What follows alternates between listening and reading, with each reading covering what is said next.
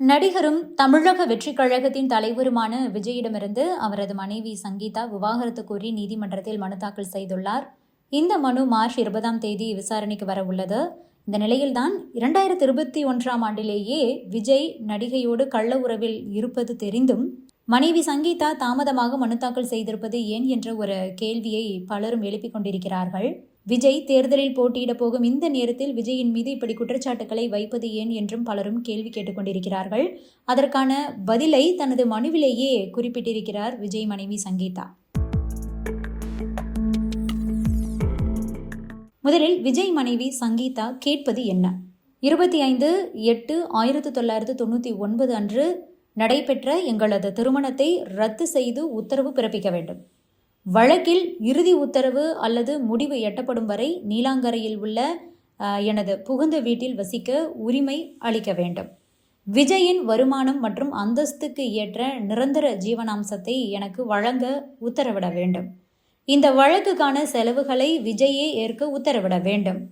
விவாகரத்து மனுவில் விஜயின் சங்கீதா இந்த பாயிண்ட்களைத்தான் முக்கியமாக சொல்லி இருக்கிறார். இப்போது 2021 ஆண்டிலேயே விஜயின் கள்ள தொடர்பை கண்டுபிடித்த சங்கீதா இப்போது கட்சி தொடங்கி தேர்தல் நெருங்கும் போது விவாகரத்து கோருவது ஏன் என்று பலரும் கேள்விகளை எழுப்பிக் கொண்டிருக்கிறார்கள் அல்லவா? அதற்கான பதிலும் சங்கீதாவின் மனுவில் இருக்கிறது.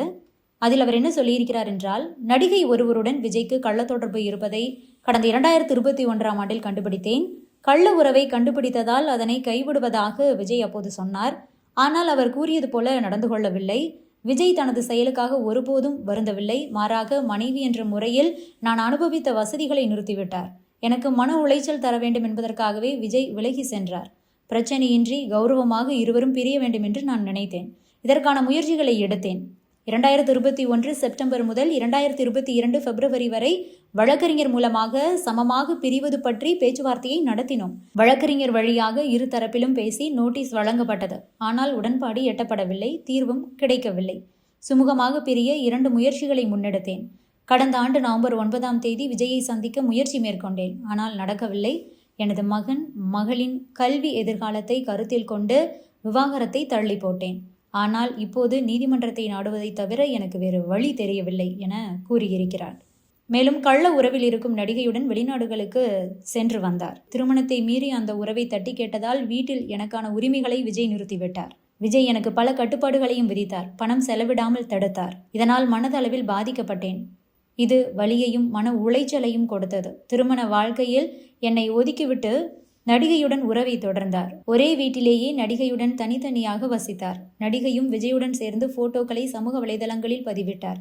இது மன உளைச்சலை தந்தது. தேவையென்றால் நடிகையின் பெயரையும் வெளியிடுவேன் என அதற்கான காரணத்தையும் சொல்லியிருக்கிறார் Sangeetha. Subscribe to One India and never miss an update.